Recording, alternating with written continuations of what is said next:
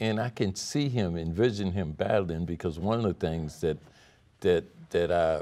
I read about, in fact, I was probably actually active and involved in the community at the time, was at the time of Martin Luther King's assassination. Yes.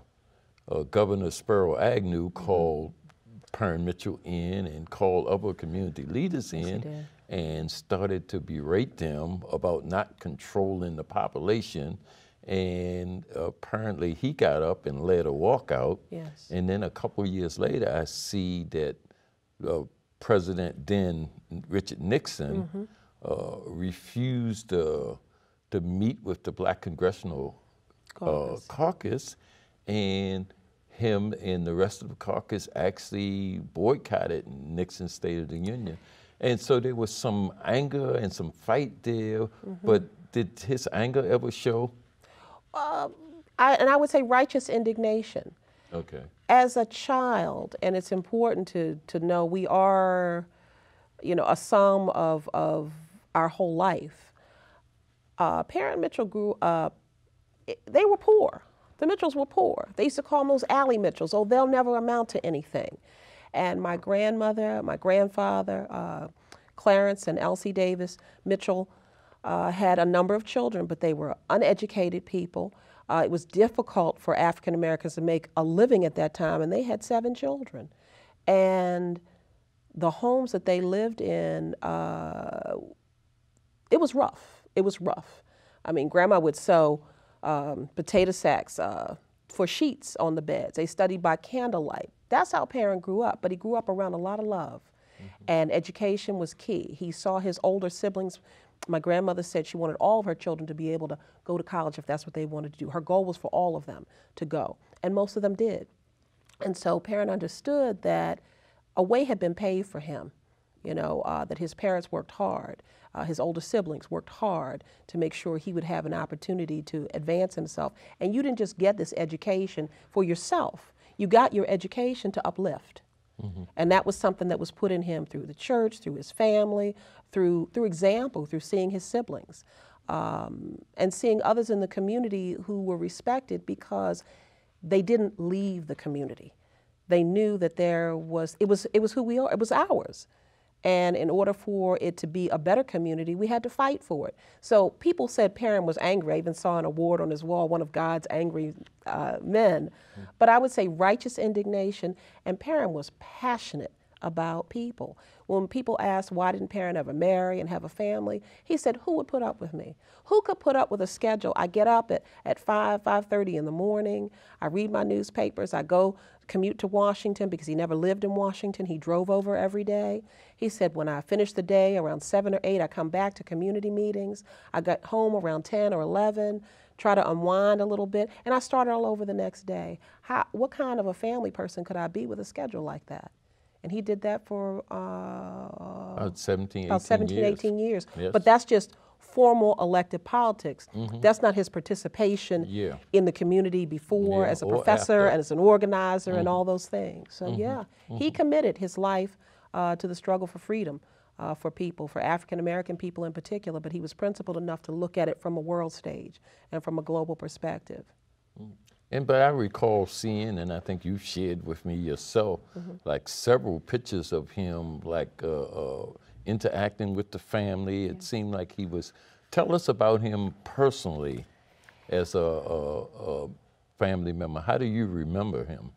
As a loving elder in the family, but it just he was always youthful, always full of energy. Charismatic in as much as he had enough energy to share with everybody. A huge heart. He came to all of our graduations. Anything you invited Uncle Parren to, he came. And I mean, we have a huge family. All the cousins, aunts, uncles, anything that was there, Uncle Parren was there. If I invited him to come speak at my elementary school, my high school, my college, any event, anything, he was there. In addition to hosting, he had one big dinner for the family every year because my grandparents had Thanksgiving, Christmas, Easter. Parren had his day. And he'd have the whole family over, might have it catered, just to have as a family day and a time for gathering because of how important family was to him. And I have to say also extended family because there are very few places I can go that I don't mention his name and I can't find some young person who, well, it's all relative now, I'd say 60 and under, who he mentored, either brought into his office, helped to get scholarship assistance. He just found time to share with young people because he realized that's our future. That's his legacy, I think, more than anything else, is that he cared so much about people. In particular, he realized that if you help the young, you're training up a nation, you're training up the future. And he was never too tired, and I never heard him say no. Yeah, and I think I shared with you previously that I met him while I was in prison early on, 72, 73. He would come to the penitentiary to help the prisoners actually organize. We were organizing a labor union, and we didn't have any protection from the administration officials and whatnot. And he would come as a member of our board to allow us that space and that freedom to organize, to change our conditions in a realistic kind of way. And he gave a lot of time and a lot of energy, even though he was going back and forth to Congress at the time. Well, so, I mean, that's the kind of heart I remember that he had about just strangers. Not just strangers, but strangers in prison. Well, you're talking about a human rights person, and that's why when I hear people reduce his contributions and others to civil rights, civil's a part of it, but it was the struggle for human rights.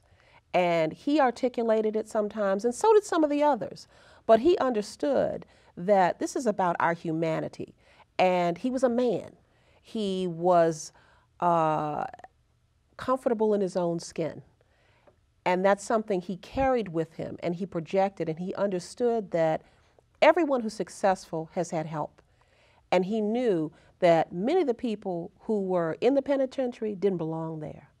That our community, just as that he had been targeted throughout his political life by the Pomelo Police Administration. When we talk about police brutality now, this is not new. This is not new at all. And whether you are a congressman, his home was broken into when he was a member of Congress. Police said they were responding to a 911 call. No one called for assistance.